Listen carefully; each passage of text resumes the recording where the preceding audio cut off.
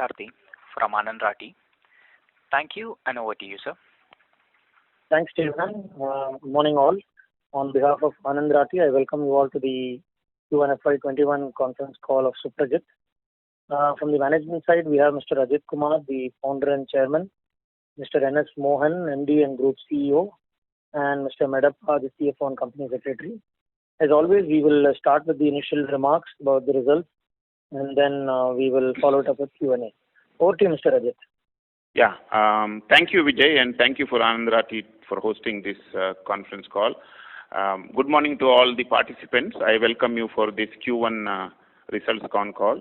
I will start with Mohan to give a brief on how the quarter was and what happened, followed by a quick remark by Medappa on the quarterly numbers, and then I'll make few remarks, and then we'll let the questions to come in.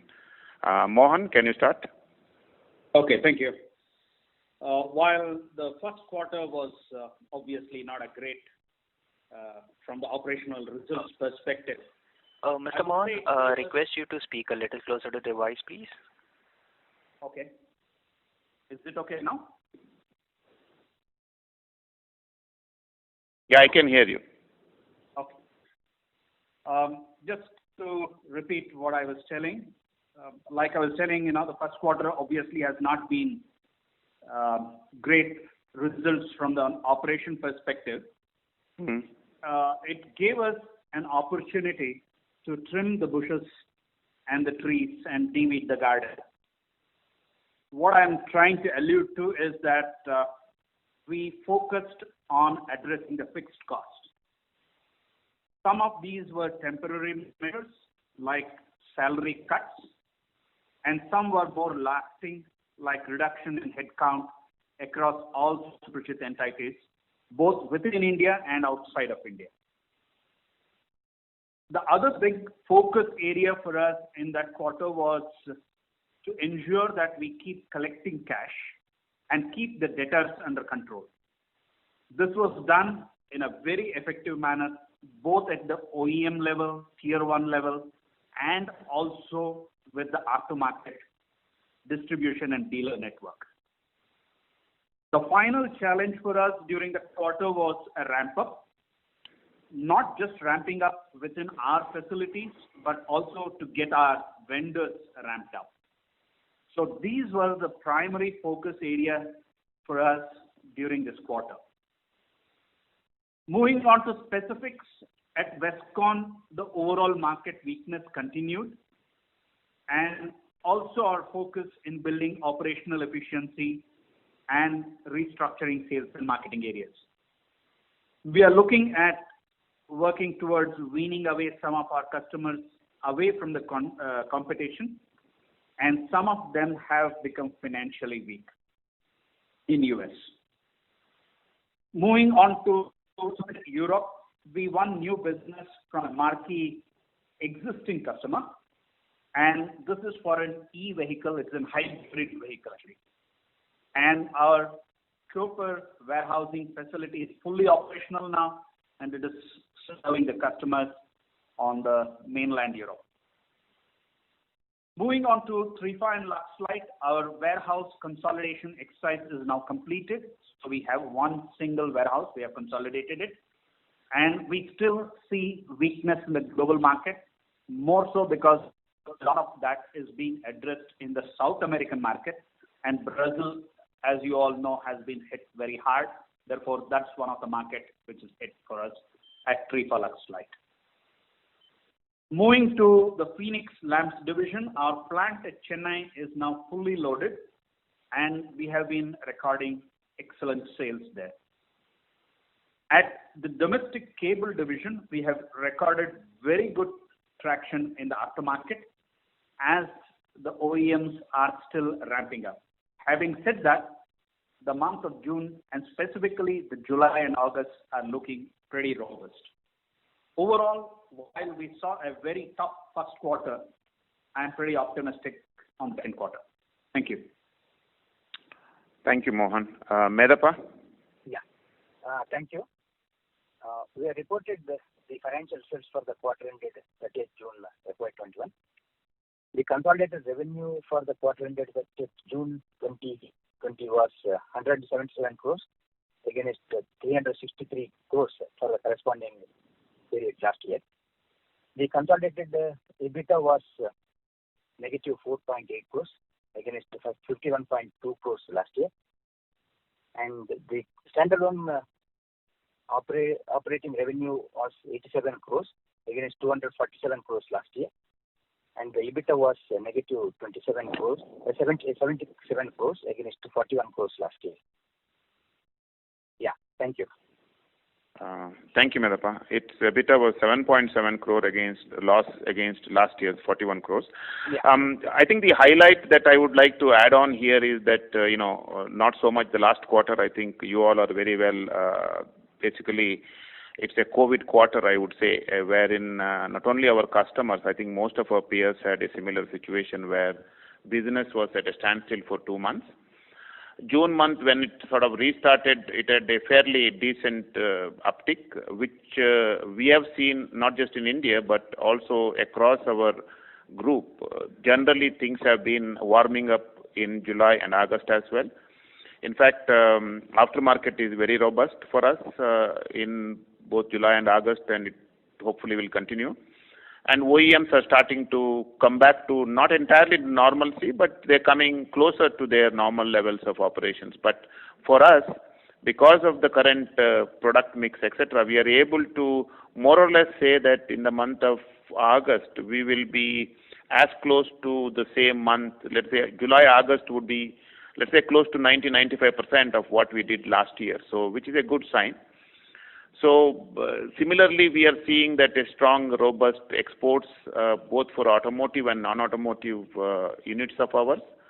So what I am feeling is that unless there is a significant, huge resurgence of virus and significant lockdowns, and the lockdowns are probably very selective and localized, I feel that Q2 should be a pretty good quarter, as almost nearly 2 months are over, and we are pretty clearly seeing that the numbers are coming in pretty strongly. So that's my point, and with that, I will now let the questions to come in, and we'll answer as far as we can. Thank you. Back to our moderator, please. Thank you very much. We will now begin the question and answer session. Anyone who wishes to ask a question may press star and 1 on their touchtone telephone. If you wish to remove yourself from the question queue, you may press star and 2.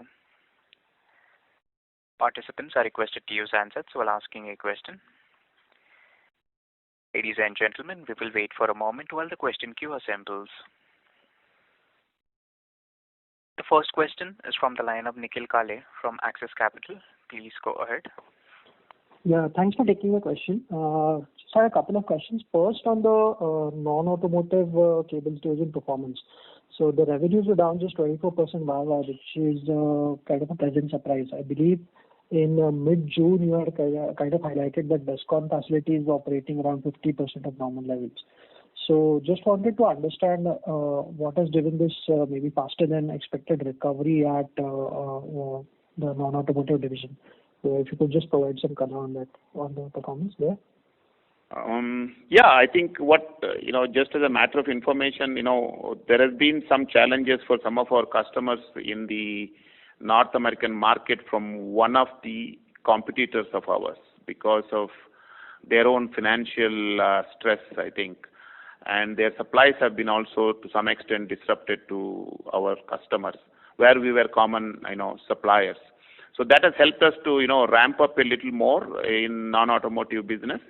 And we have been also able to get some of those new contracts. It's not that just our share of business increased, but we have also got some, what I would say, fast-tracked orders for the non-automotive, which also has helped us. So we are able to ramp up both Unit 9 in Bangalore, which does the non-automotive business, but also we are able to do a slightly increased levels of operations at Wichita and URS in the non-automotive space, which is the reason why it is not so bad.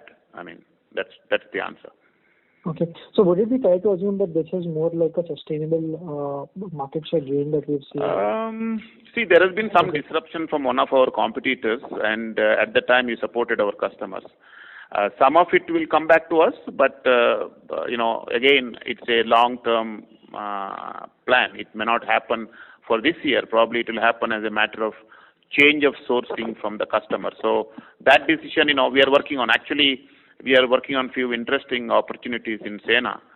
Suprajit Engineering non-automotive strategy, where we are trying to wean some of our customers away from some of these other competitors. So, and from long term, yes, it is positive. Okay. And just lastly, the second question is on the cost front. So you mentioned the second question is on the cost front. Yes. In the opening remarks, you mentioned that some of the costs will come back. So just wanted to understand the salary cuts that we have taken. Have we restored those to normal? So if you could just provide some more color on what kind of cost reductions are we looking for the year as a whole? Would it be fair to assume that for, say, last year levels, our cost would be down by, say, maybe 5%, 10%? Any number you could provide? It's difficult to quantify. In terms of the salary cuts, yes, it is a temporary measure. Once the business come back to normalcy, we certainly expect to give it back to our employees. Ultimately, they have really struggled through these difficult times. So I think once the volumes pick up and one becomes normal, it's a question of time. We will restore it. So to that extent, yes, there will be that restoration. But at the same time, as I think Mohan has said, we also sort of let go some, across our operations at the lower and mid-level.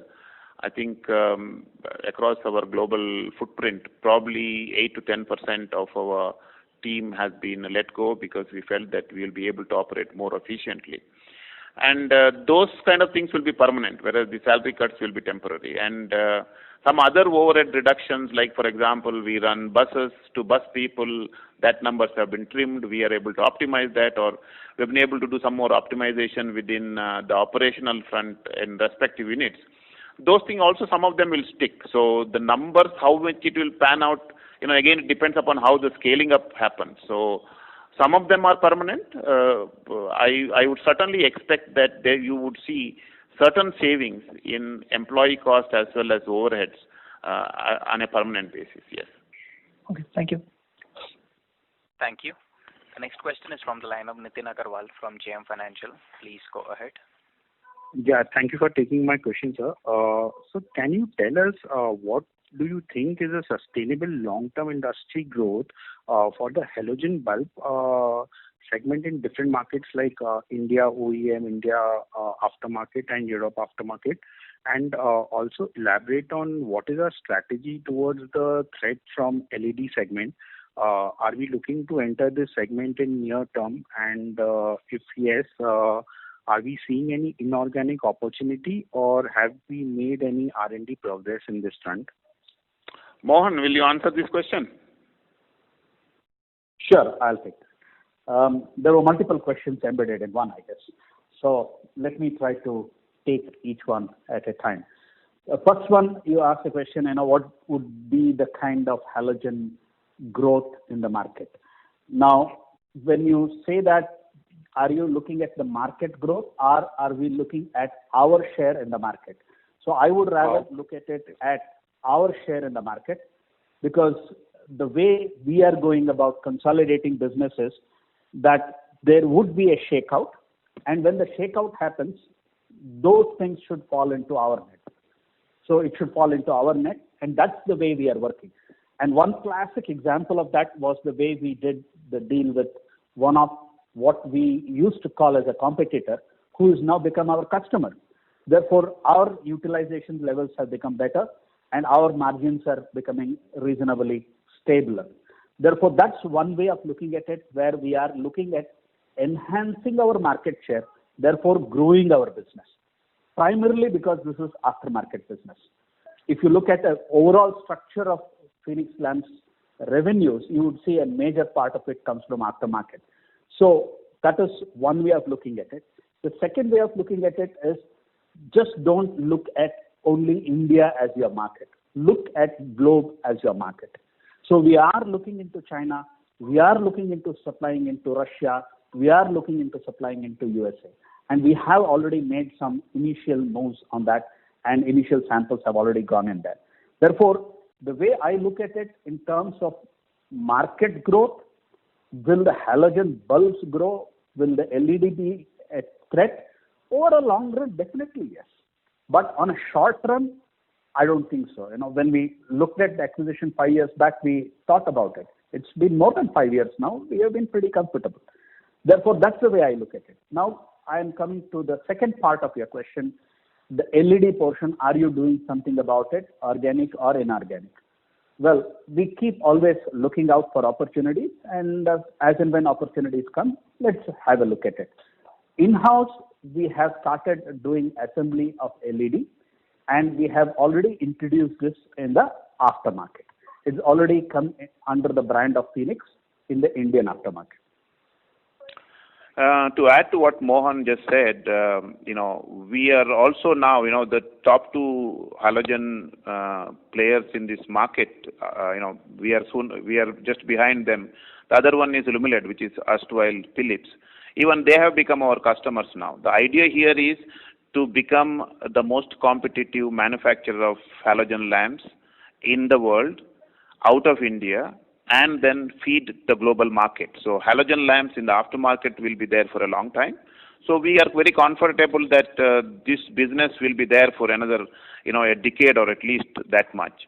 To tell you the other fact is that, it's very heartening to inform that starting in July and getting into August and September, we have started getting into the second shift, and as we speak, we are starting to get into the third shift at our PLD divisions.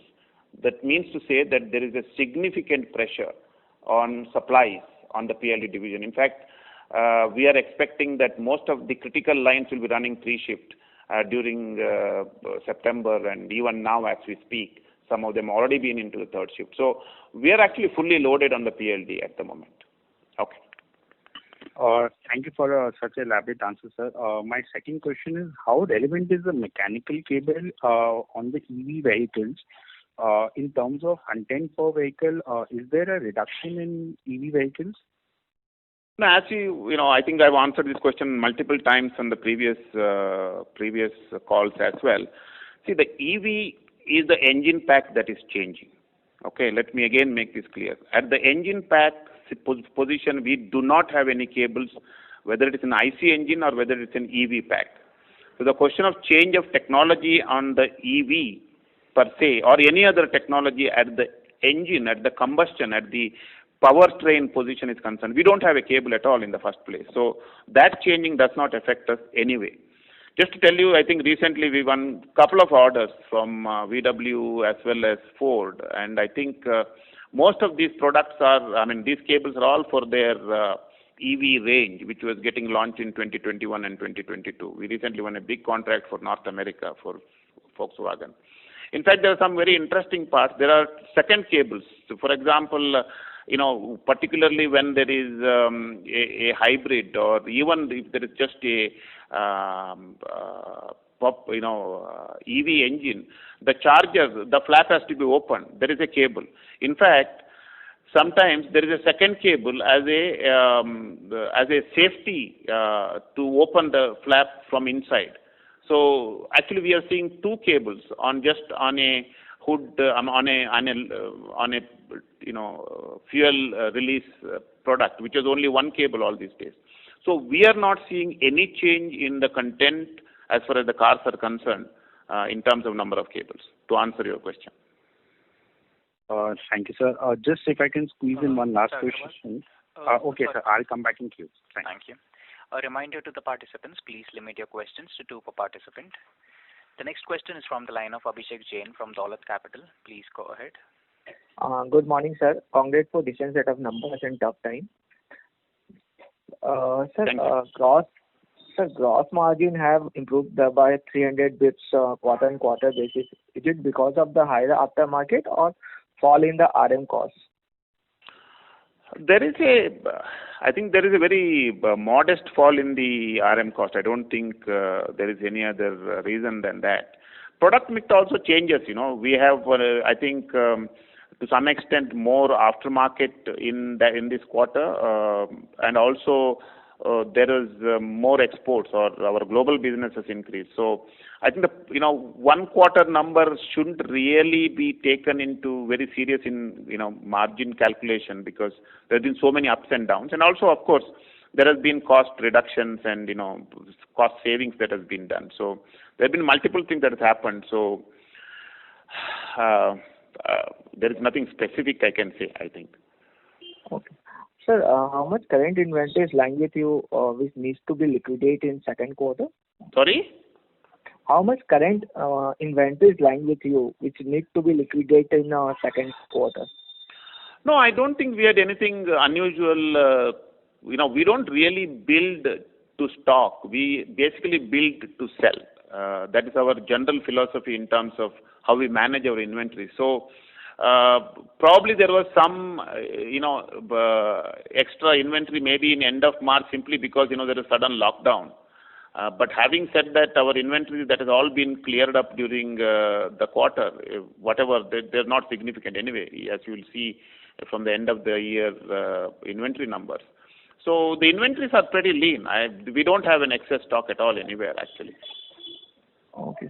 Sir, in four-wheeler segment, have you won any new business from Maruti? Just wanted to understand what is our wallet share with the different OEMs in two-wheeler and four-wheeler cable? There's nothing new from Maruti. I think today, of course, with the COVID, there is no business development also is pretty challenging, because everybody is just trying to get back to business, not working on new product development or new supplier development.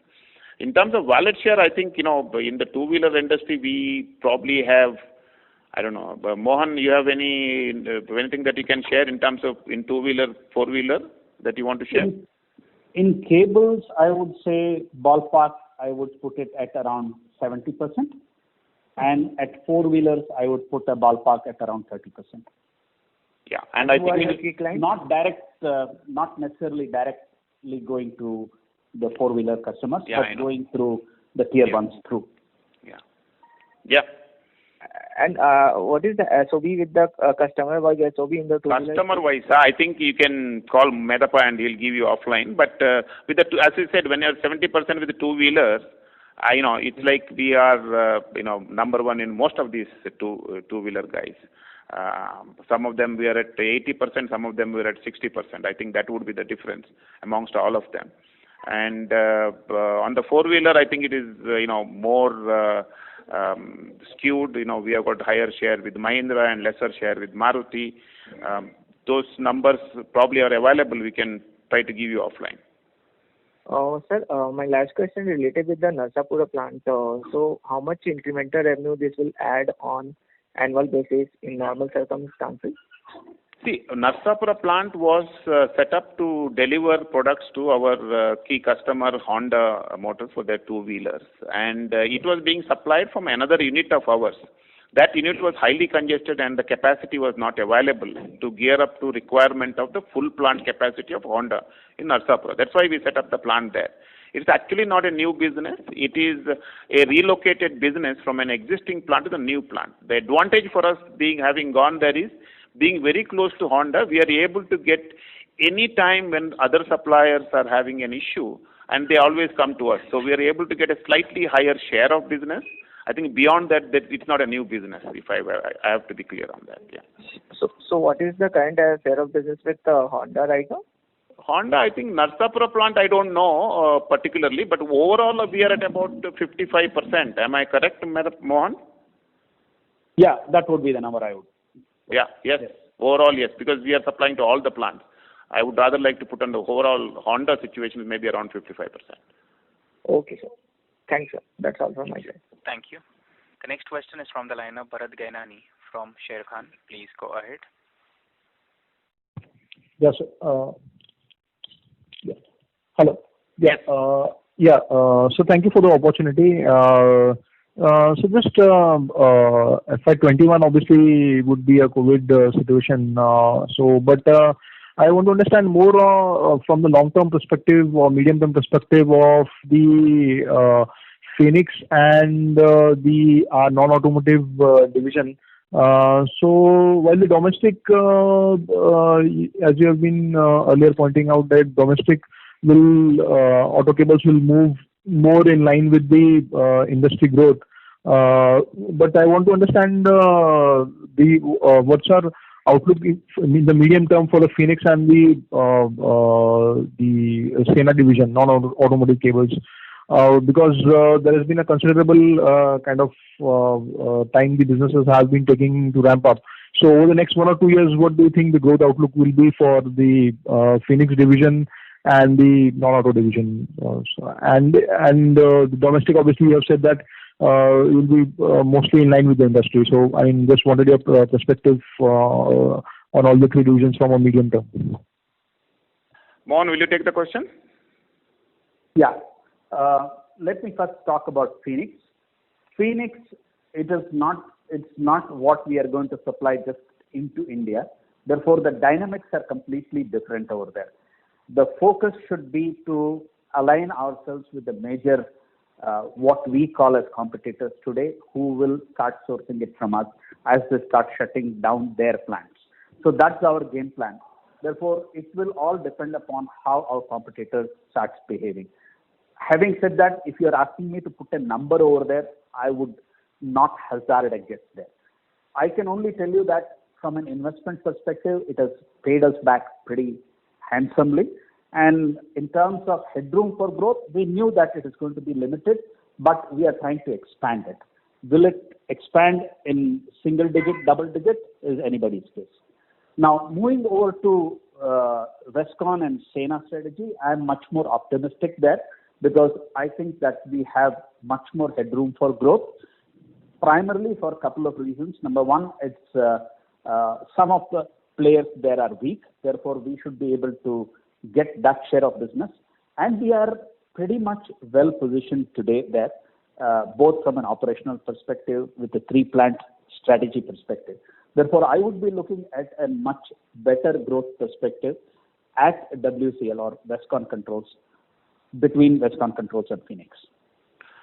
And to add what Mohan says, again from an overall perspective, Suprajit as a group, as a consolidated number, we continue to believe that the performance of the group in terms of revenues would be ahead of Indian automotive growth, whatever that is, by at least 5% to maybe even more than that. So what will happen is that different buckets within that multiple products. It is not just Sena or PLD, or within cables, there is a speedometer also part of it, there is a cable part of it, and within that there are multiple customers. Having regard to all these multiple balls that we have on the air, we are saying that on an overall basis we'll continue to outperform Indian automotive growth on a consolidated group basis. Okay, sir. Thank you, sir, and all the best. Thank you. Thank you. The next question is from the line of Chirag Shah from Edelweiss. Please go ahead.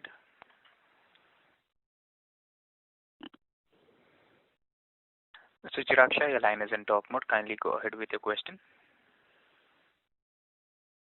As there is no reply from the current participant, we move to the next question from the line of Rohit Balakrishnan from Prithvi Capital. Please go ahead. Hello, am I audible? Yes. Yeah, thank you very much for the opportunity, sir. So I have just 2 questions. Can you talk a bit about the new customers that we've won? You alluded to, I think, in the opening comments.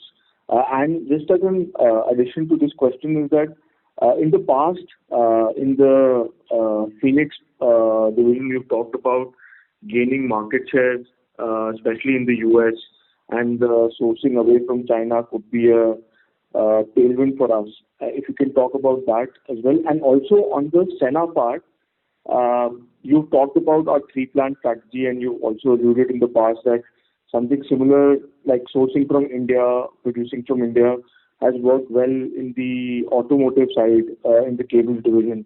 So given the overall focus on cost cutting in general across the globe, do you think that there will be the strategy sort of will see much more acceleration for us? Are you seeing that?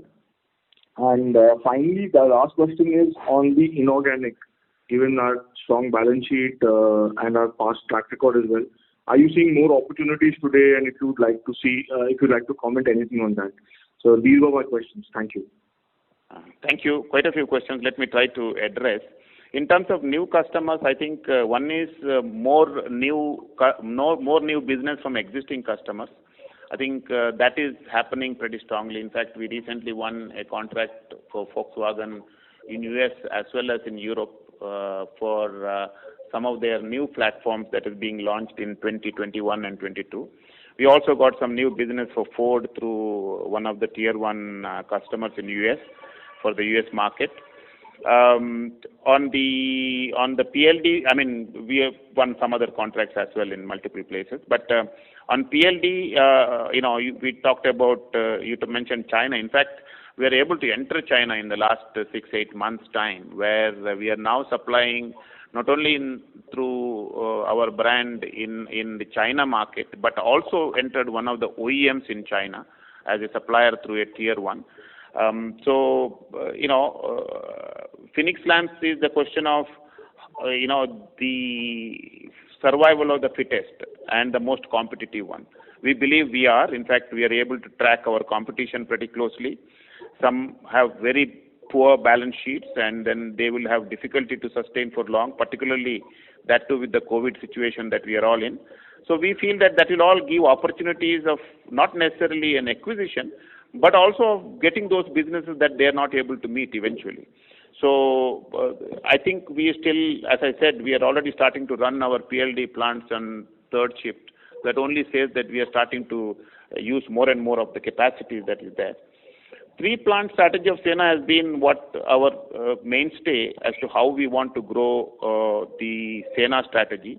This has worked very well in the automotive space, where Suprajit Europe worked as a front end and Suprajit Automotive worked as a back end for supplying these products. And it's been, after 15 years of work today, that is working perfectly well and one of the most profitable divisions of ours. I think it's the same strategy we are adopting. I think we need some more patience in this. The 3-plant strategy, one from Mexico, which will give a mid-cost, and India, which will compete with China, is very well accepted now in the market, slowly and steadily. So I think it will take some more time to get the traction, but we are getting quite a few interesting inquiries. I think the next 1 year and 2 years, this strategy will work, and I think we are now as competitive as any in the world in manufacturing cables. So I think that would certainly work out given some more time to it. Inorganic, obviously, this is the time where a lot of people are having financial stress. So we don't want to say anything more than that. Opportunities will come. I think what makes sense to us and where we find value, we'll certainly look at it. That's been always our stand, that we will continue to look at these opportunities. But I think we will let you know when things are really right and when things are really happen. I think at the moment nothing is happening. Thank you. Sure. Thank you very much, sir, for your answers. Thank you. Thank you. The next question is from the line of VP Rajesh from Banyan Capital Advisors. Please go ahead. Yeah, hi. Thanks for the opportunity and congratulations for a number of wins and the guidance. My question is, and you may have answered it and I missed it, this 300 bps improvement in gross margin, do you think it's going to continue this year, or there's some one-off in there? That's the first question. Yeah, I think I've answered that question. You are right. Partly due to some of the salary cuts that we have all taken. I think that's probably one of the big reasons. And then some of them are that would be probably restored in due course. Whereas some of the other ones, they would be permanent in nature. As I said, there has been some white collar reduction of people itself, and that would be permanent, for example. And similarly, some cost cuts that we have done across, and those could be permanent. But at the same time, there is an inflationary trend, not just in India, across the world. So there's also cost push issues also will come into picture. So will there be a change of 300 bips point in our numbers? I wouldn't hazard that guess, but I think there would be some, hopefully some tailwinds because of all the tightening measures that we have taken. Right. And the second question is with respect to Westcon. So I think I heard you say that one of the competitors is in a bad shape in the U.S., and that is helping us grow the business. Is that right, or did I miss something? Yeah, it was a temporary relocation of one of our competition had some trouble to deliver on time to some of our customers, and they came on a SOS basis to us, and we were able to, live up to the expectation of the customer and deliver that goods. So that has helped, to some extent, some of the severe downfall that we had, everywhere, of course, but it probably has cushioned a little bit. Some of that, hopefully in the next 1 year, may convert into a long-term contract to us, but that's what we are currently working on. We help the customer out, first of all, to make sure that the lines don't stop, and that gives us a goodwill with these customers. So we are working on those goodwill at this time, but unfortunately, with everything is WFH now, very difficult to make a business pitch or a tech pitch or a, make sure that have a, face-to-face meeting to get some of these opportunities converted. But our team is doing everything, the Sena team is doing everything to make sure that some of these contracts at least would convert into long-term business. So that is positive for us, actually, yes. Okay, great. Thank you so much. Thank you. The next question is from the line of Ronak Vora from AUM Advisors. Please go ahead. Hello, sir. I just had to ask a few questions. So the first one was on, so how are we in terms with Maruti regarding the whole ramp-up in our production and everything? Yeah, please ask all the questions so that, I will answer all of them. Okay. Maruti, I've already answered. There is no change in the situation with Maruti. Okay. Okay, no problem. And secondly, I want to see that how do you see the whole growth rate panning out for Sena division in the next 3 years? This is about getting into new business with the new customers in new segments for the same products. So some inroads have been made, but COVID has been a kind of a setback because it is difficult to do a business pitch today simply because every customer is just trying to get their plants running. The supply chain managers are making sure that their supplies from from suppliers all over the world get them on time to keep their lines running. So the ability to push ourselves in these difficult times is quite tough. Despite that, our team is making every effort. So this year is going to be a tough year to really do a big foray, but some of the things that I mentioned, one of our competitors having a difficult time, they all open new vistas to us. So I think from those point of view, we will win, but for over the next 3 to 5 years time, I'm pretty sure it will grow, as well as we have grown in other divisions as a Suprajit as a group. I think that should be the aim that we will have going forward on a longer term basis, which is easily possible knowing the size of the market in all these, parallel horizontal segments where we are trying to enter. Okay, sir. Thank you. Yeah, thank you. Thank you. The next question is from the line of Abhishek Jain from Dolat Capital. Please go ahead. Sir, how is your current gross and net debt position of the company? And sorry, I didn't get it. Gross debt and net debt position of the company. That I think we have announced it's in our announcement, current level, debt levels. Yeah. So have you added any short-term debt? No. In fact, if you see, I'll just read out from our business update. From 380 crore, which is our net position as of March 2020, has come down to actually 358 crores as of June 2020. So actually, there's a reduction in debt. There's no increase in debt. And we have not used any of those new facilities that banks were offering. We never used. Okay. And what is your capex plan for the next 2 years, sir, for FY21? Capex plan, as we have again said in our earlier brief, there is no major capex is planned at all for the current or, as we see for the next year.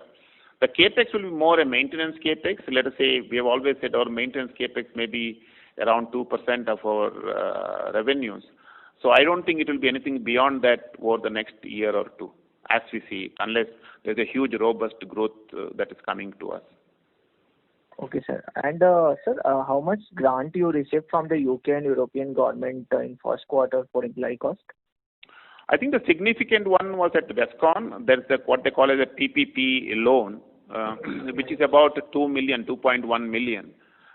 From UK, that is for, keeping the people on your roll and not letting them go.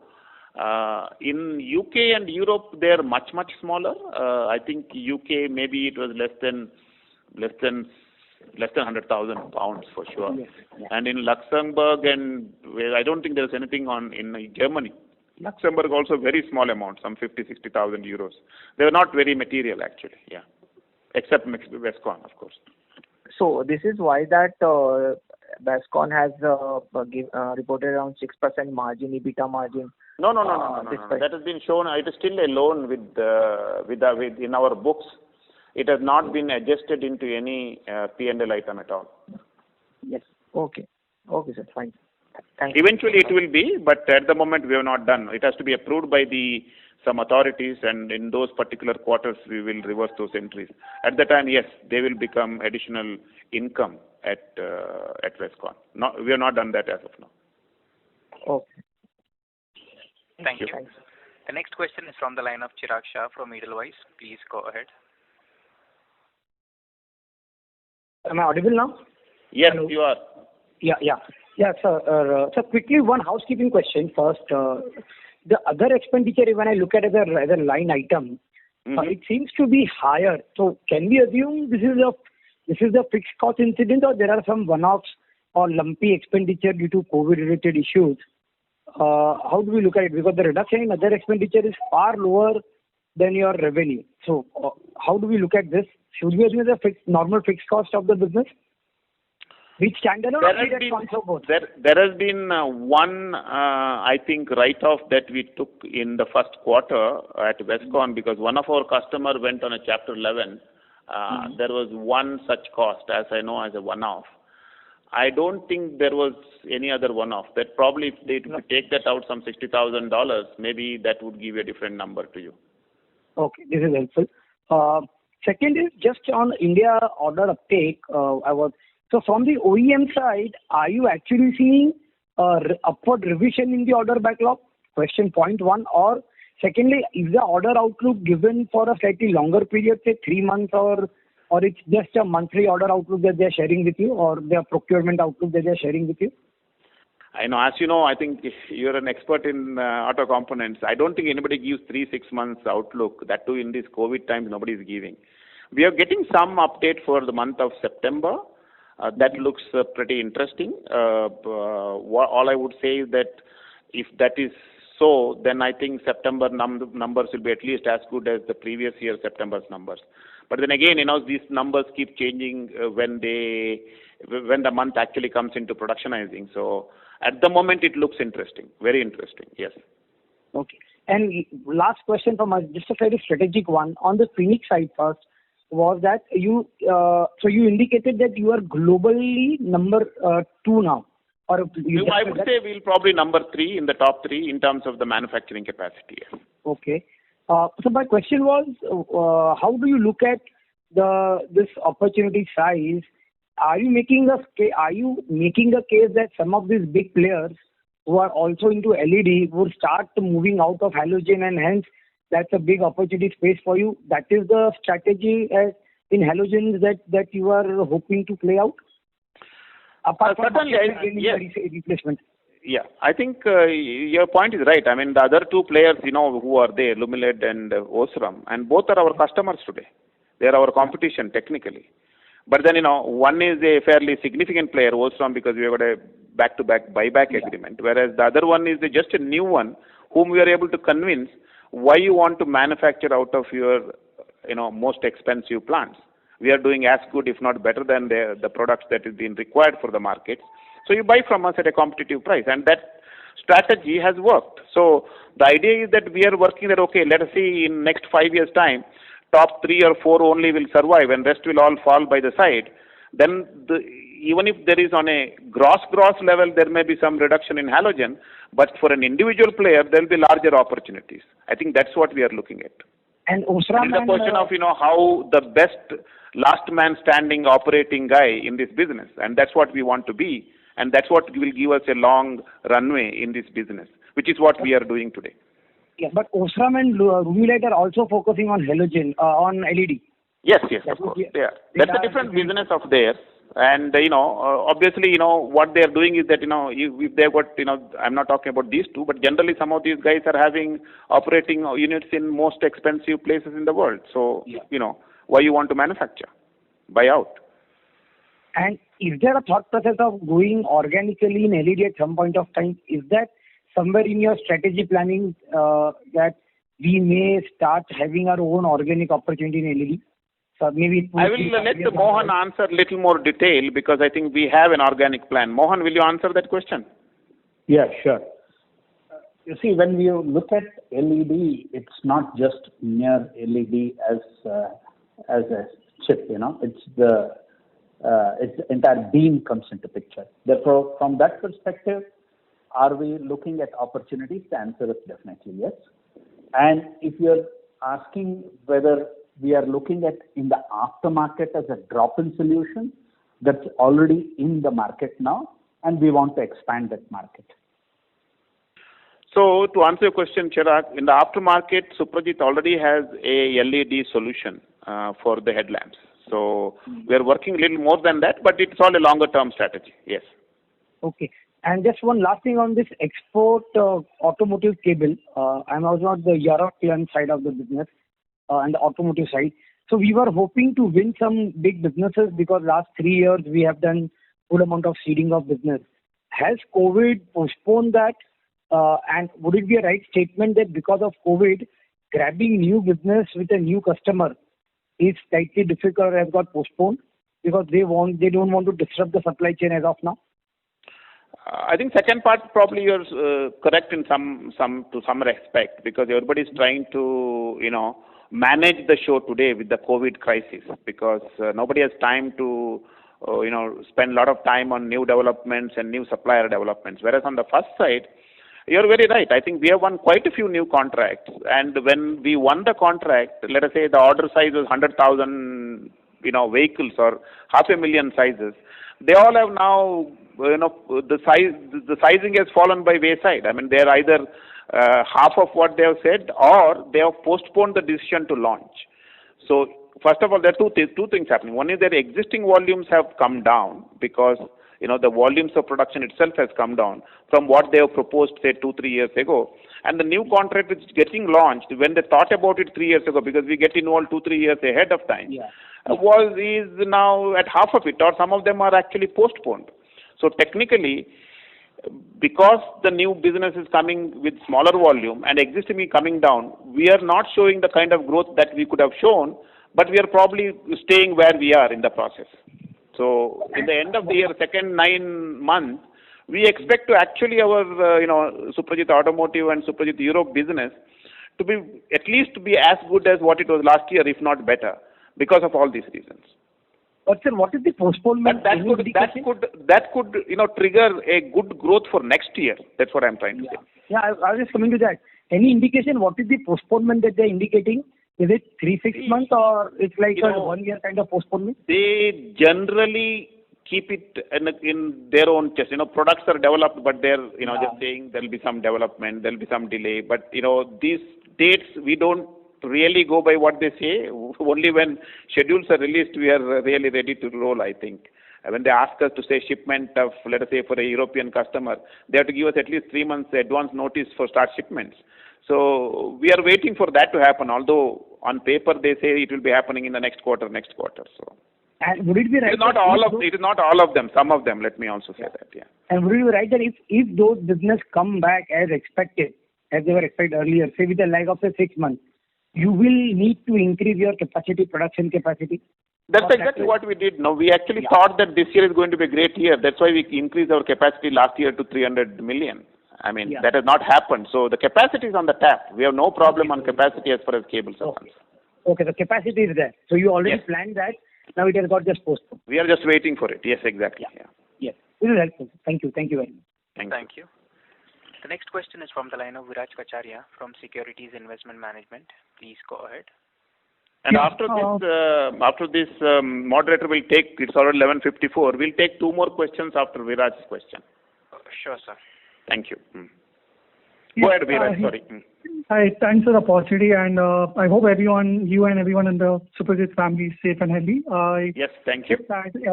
One question on the Phoenix Lam global play, what we are talking about. The top 2 players which you said in terms of capacity are Philips and Osram, right? Yes. So what will be the capacity differential in terms of, say for us, after we have acquired the Osram in capacity, we are somewhere close to 110 million. So what would typically the capacity differential be, as we talk about? The problem, Viraj, with all these customers, they don't really talk about their capacity of their independent plants. For them, this is a small part of their large business. So they don't really disclose too many things. But I would say that probably, I don't know, Mohan, do you have a number? I'd probably think that they're around 200 or, 200 plus million kind of a capacity they have, I think. Mohan, you have any numbers in mind? This is an estimate. No, offhand, I don't have. No, I don't have. Right. No, because they don't disclose this anywhere. But we know that they're big players with the number of plants they have. So we are only going by that, actually. Got it. And just another follow-up question on the same thing. So when we say our capacity is on 110 million lamps, from a global perspective, would it be like 5% or sub 5% kind of a share? Just indicatively, not exactly. I think after Lumileds and Osram, we are probably at the 3. Touching on the heels is probably DH Lighting from Korea. They are at I don't know, similar, maybe little lower than us or similar sizes. What would be our share in the overall business? Frankly, we don't know, because the aftermarket is fairly large and there are too many players, and it's very difficult to estimate. All I can say is that there is something like, let's say, 10 years vehicle population is something like 700-800 million vehicles. And considering 4 lamps per vehicle, it's something like 3 plus billion lamps, and we are 100 million, right? Got it. So that's in the aftermarket. I'm just giving you a size of the market.